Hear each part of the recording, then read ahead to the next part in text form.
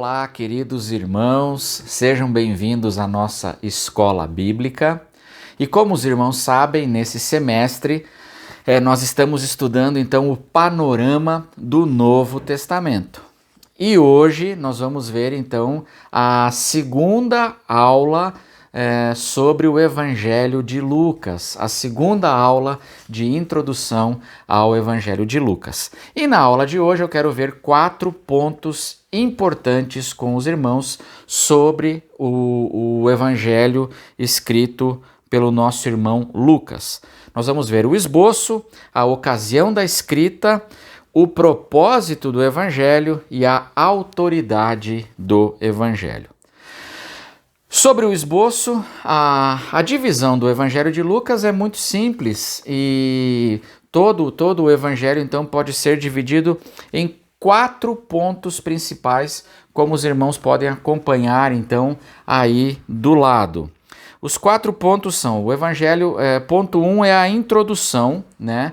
Nós temos a introdução que vai no capítulo 1, do verso 1 ao verso 4. No ponto 2, nós temos então, como os irmãos podem observar aqui, o nascimento e a preparação do Cristo, do Messias. Então, o nascimento do Messias e a preparação dele, isso vai do capítulo 1, verso 5, até o capítulo 4, no verso 13. O terceiro ponto é o ministério de Jesus na Galileia. Então, Lucas agora concentra então do capítulo 4, do verso 14, até o capítulo 9, no verso 50. Lucas então ele concentra as ações de Jesus ali na região da Galileia. E o ponto 4, o último ponto desse esboço, é o ministério de Jesus na Judéia. Ele vai do capítulo 9, verso 51, até o final do Evangelho, né? No capítulo 24, no verso 53. O segundo ponto que eu quero ver com os irmãos, de introdução para compreendermos o Evangelho, foi a ocasião da escrita, quando foi que Lucas escreveu. Provavelmente ele então escreveu o seu evangelho. E na introdução, o evangelho, Lucas diz aqui que o evangelho ele surge como o resultado então de uma pesquisa cuidadosa, de uma cuidadosa investigação. E a questão é quando Lucas fez essa pesquisa, né?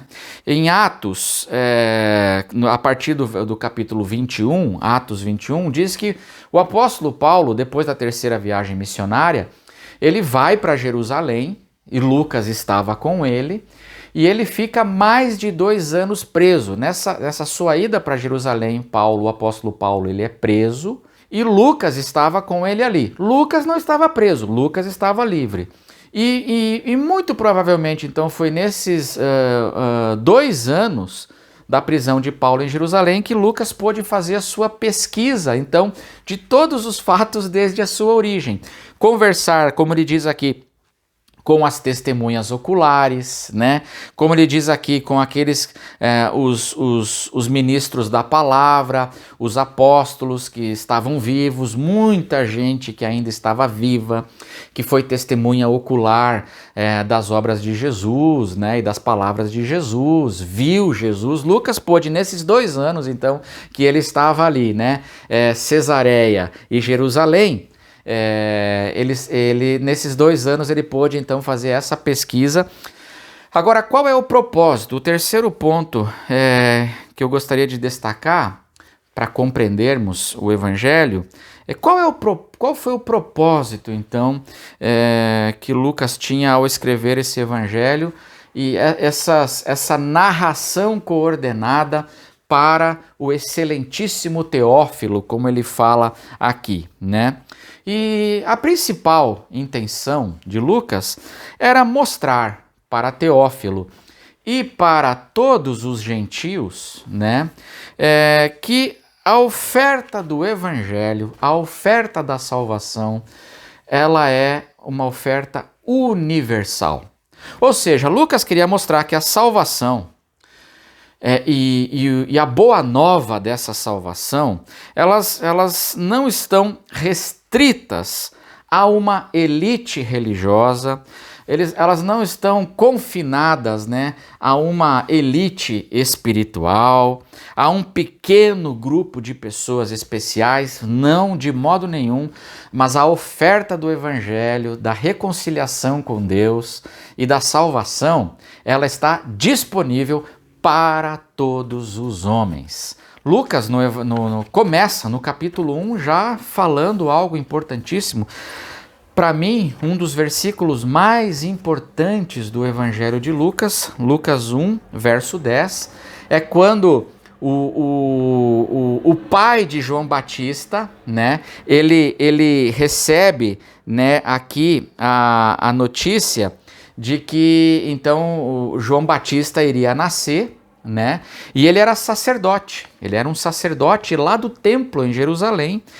E diz que ele, quando ele estava no turno dele, ali, ministrando ali, então, os rituais do sacerdócio, ele entrou no santo lugar para oferecer ali a oferta do incenso. E nesse momento, diz Lucas 1,10, que durante esse tempo em que o sacerdote Zacarias estava lá no santo lugar, toda a multidão do povo permanecia na parte de fora, orando. Isso é importantíssimo. Lucas começa dizendo que na velha aliança o povo está do lado de fora. Leia aí de novo, olha só, só um grupo especial podia entrar na presença de Deus, só um grupo especial podia se aproximar de Deus, e toda a multidão do povo permanecia na parte de fora, orando. E então Lucas começa o evangelho mostrando que na velha aliança, no velho sistema, só uma elite é que podia se aproximar, e o povo todo e a multidão toda, e todo mundo ficava do lado de fora, distantes de Deus. Deus estava inacessível. Deus era inacessível, mas através de Cristo Jesus agora, a reconciliação de Deus agora é com todos. Todos têm a oportunidade de se aproximarem de Deus através de Jesus Cristo. Ninguém mais precisa ficar de fora. A reconciliação e a comunhão com Deus agora ela está disponível para todos. Igualmente, Jesus veio quebrar esse sistema. Jesus veio quebrar essas barreiras. E isso é maravilhoso, e é isso que Lucas quer mostrar. Então ele já no capítulo 1 ele já começa dizendo assim, olha, isso vai mudar. Através de Jesus, isso vai mudar, e a multidão do povo não vai mais ficar do lado de fora. Mas agora, Deus e a salvação, ela está disponível para todas as pessoas. A gente vê também a proposta universal do Evangelho aqui em Lucas, na genealogia que Lucas ele vai escrever no capítulo 3, ele escreve a genealogia de Jesus. E é muito interessante que Mateus, no evangelho dele, e o evangelho de Mateus ele era destinado mais ao público judaico, né? Mateus, ele começa a genealogia com Abraão, que era o pai do judaísmo, né? E Mateus começa com Abraão. Mas Lucas, ele vai retrocedendo na sua genealogia, ele começa então ali, né, com Jesus, e ele vai retrocedendo até Adão. Ele vai até Adão, o primeiro homem, né? Por quê? Para mostrar então que a graça de Jesus e a salvação de Jesus, ela não está restrita só ao povo judeu, né? Ou quem é judeu ali de Abraão. Não, mas é até Adão, ou seja, é para toda a humanidade. Está disponível para toda a raça humana. E a gente percebe isso então nesse modo, nesse detalhe que Lucas coloca. E ele coloca tantos outros detalhes, né? Mas Lucas, de um modo muito especial, ele no seu evangelho ele mostra como a salvação ela é para todos, né? Os excluídos, todos os marginalizados, todos os esquecidos, todos os anônimos. Lucas dá uma ênfase muito especial nas pessoas excluídas, que os outros evangelhos não dão tanto, mas Lucas dá, e a gente vê isso de vários modos. Dizem os estudiosos, né, que na época lá do Novo Testamento, uma das ações de graças que os rabinos faziam, ou seja, uma das orações de gratidão que os rabinos faziam era assim: bendito sejas, ó Senhor Deus, que não me fizeste um escravo, um gentil ou uma mulher. Essa era a gratidão dos rabinos. E Lucas vai mostrar que Jesus vem e é justamente o contrário disso. Isso que é maravilhoso, porque a atenção de Jesus está de um modo muito especial voltada para todos aqueles que eram marginalizados e excluídos pelo sistema dessas pessoas tão puras e especiais. Não, o evangelho é para todos, né? Por exemplo, o Lucas fala dos samaritanos e é só o evangelho de Lucas que tem lá a parábola do bom samaritano, né? No capítulo 10. Vocês lembram dessa parábola, né? Isso para um doutor da lei, para uma pessoa especial ali, né, do clã das pessoas importantes, era um horror. Mas quem é na parábola do bom samaritano a pessoa que tem a vida eterna? Porque a parábola do bom samaritano começa com o doutor da lei perguntando: o que a gente faz para ter a vida eterna? E aí Jesus vai falar assim: olha, quem tem a vida eterna é o cara que tem compaixão. E o samaritano é o herói da história. Isso naquela época seria um absoluto horror, né, para os ouvidos dos religiosos. Mas Lucas coloca, mostrando que não tem pessoa especial, né? Que o evangelho não é só para um grupo especial, o evangelho é para todos, é para os samaritanos, né? Mas o evangelho de Lucas mostra, por exemplo, o lugar especial que as mulheres têm. As mulheres eram também excluídas. Os rabinos faziam oração, né? Obrigado, Senhor, bendito sejas, ó Senhor Deus, porque não me fizeste nascer mulher, né? Mas no Evangelho, especialmente nos escritos de Lucas, as mulheres têm um lugar muito especial. Por exemplo, é só Lucas que fala aquele episódio de Marta e Maria. Lembra? Marta afobada, com muitas coisas, e Maria sentada aos pés de Jesus, ouvindo os ensinos de Jesus. Gente, isso naquela época era uma coisa impensável. Um rabino ter discípulas. Uma mulher junto com os homens na sala, ouvindo os ensinos do mestre, era uma coisa impensável. Mas Lucas faz questão de mostrar exatamente isso, porque para Jesus o evangelho ele é igualmente oferecido para todos, e as mulheres estavam incluídas. Diz Lucas, no capítulo 8, do verso 1 a verso 4, Lucas ele fala das mulheres que seguiam Jesus. Veja, irmãos, está escrito lá de mulheres que junto com os 12 seguiam Jesus, ou seja, Jesus tinha discípulas, mulheres. Só Lucas registra isso. Então, é importantíssimo perceber. Lucas também, ele mostra como o Jesus se importava, né, com os doentes, com os impuros, com os leprosos, né? E só Lucas registra a parábola do Lázaro e do rico e do Lázaro, né? Aquela parábola que está em Lucas capítulo 16, daquele homem rico e do mendigo Lázaro, né? E os dois morrem, e Lázaro, quem é que é salvo na história? Quem é que vai para o seio de Abraão? E o seio de Abraão, na cultura judaica, era sinônimo do paraíso, né? Era o jeito que eles usavam para falar assim do lugar da bem-aventurança e do paraíso. Quem vai para o céu, né? É o mendigo purulento, o mendigo todo cheio de pus, aquele homem que era considerado assim impuro, falido, um amaldiçoado, aquele homem ali, mas é ele É ele que vai para o seio de Abraão. E o rico, que era o homem que aparentemente era o abençoado por Deus e o homem que fazia tudo, né, conforme a vontade de Deus, esse vai para o lugar de tormento. Isso está registrado só em Lucas, porque ele quer mostrar, né, que o evangelho não está confinado a um grupo especial, mas a oferta da salvação é para todos, até para a pessoa mais caída e mais podre como era aquele Lázaro, né? É para ele, o evangelho é para todos.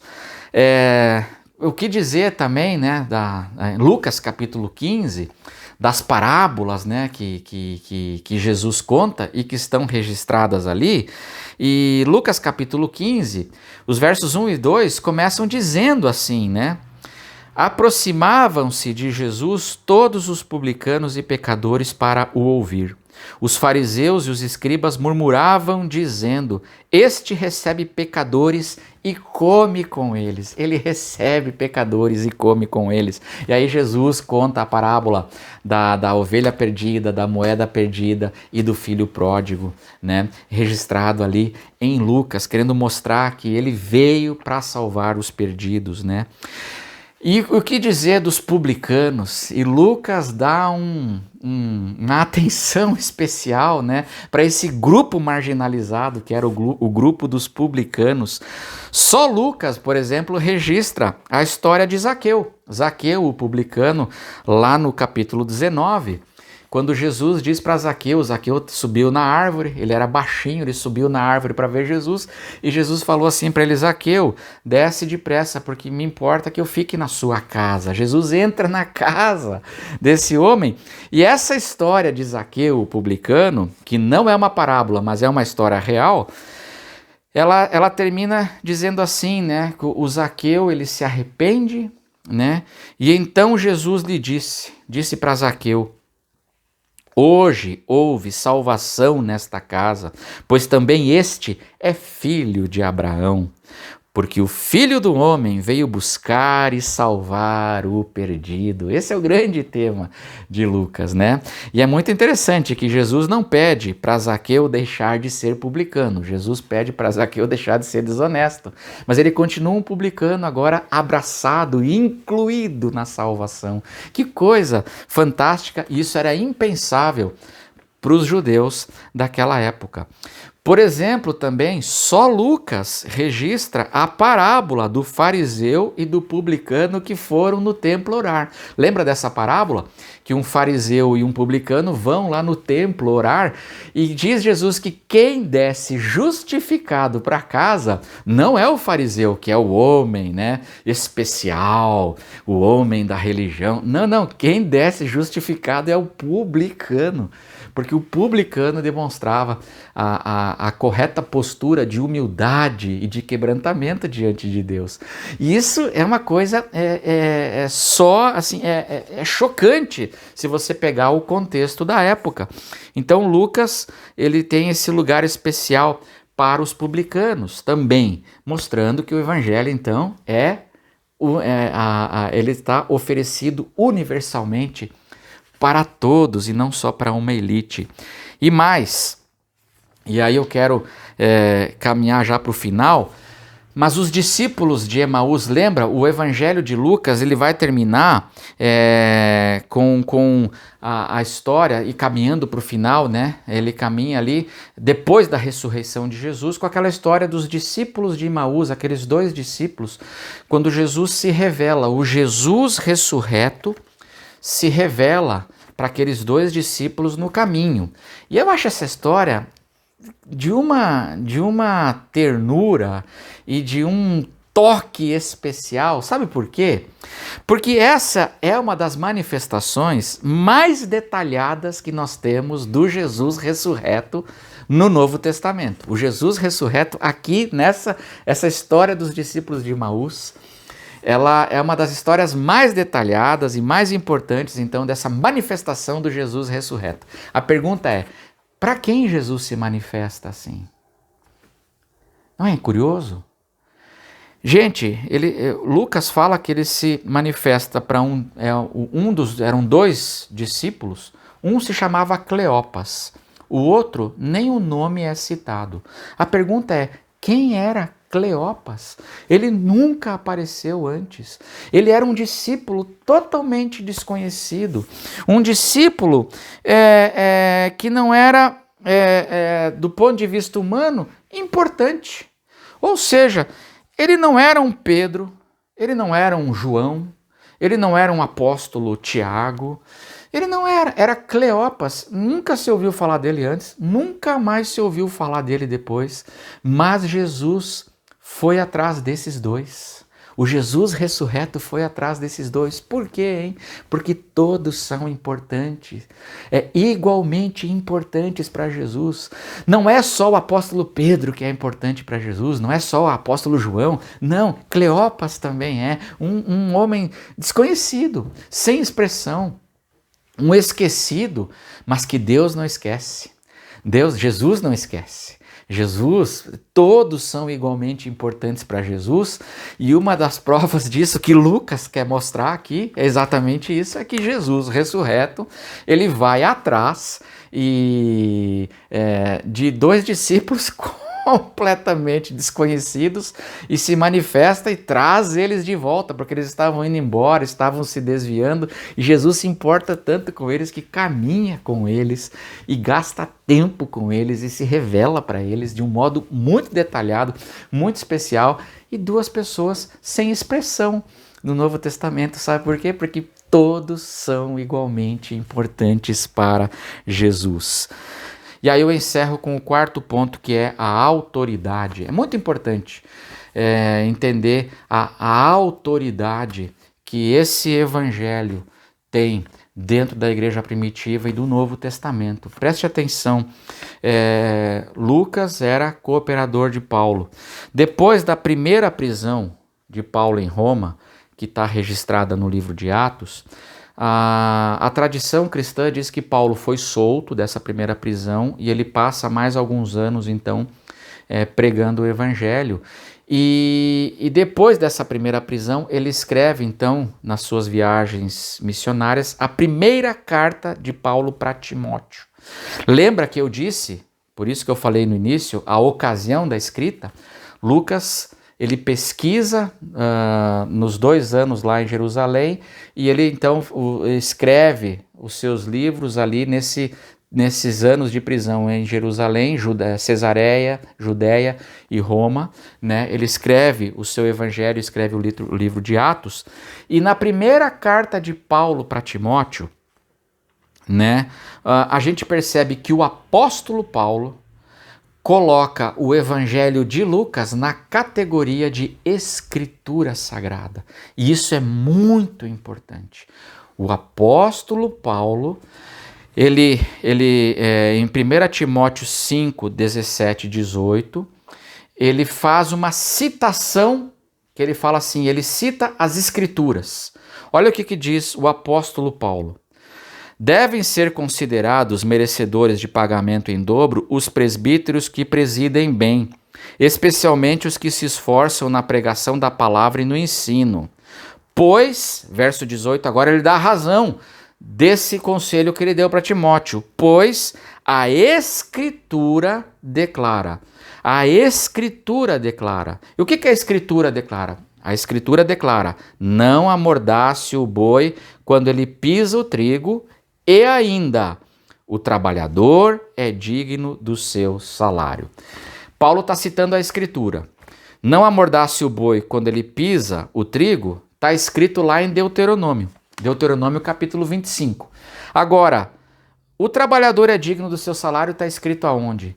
Não está escrito em mais nenhum lugar da escritura, da palavra, a não ser em Lucas capítulo 10, no verso 7. Então, Paulo pega um trecho, ele faz uma citação direta do evangelho que Lucas escreveu, ele faz uma citação e coloca na categoria de escritura, na mesma categoria de Deuteronômio, que era a lei de Moisés, na mesma categoria, no mesmo patamar, ou seja, o apóstolo Paulo está reconhecendo, né, aqui a autoridade que esse escrito de Lucas tem para a igreja e a autoridade de palavra de Deus, a autoridade de escritura. E o que essa escritura diz? Essa escritura diz que a oferta do evangelho não está restrita, confinada a um grupo especial, mas a oferta do evangelho, ela está disponível e ela é oferecida. A salvação é oferecida igualmente para todos os homens.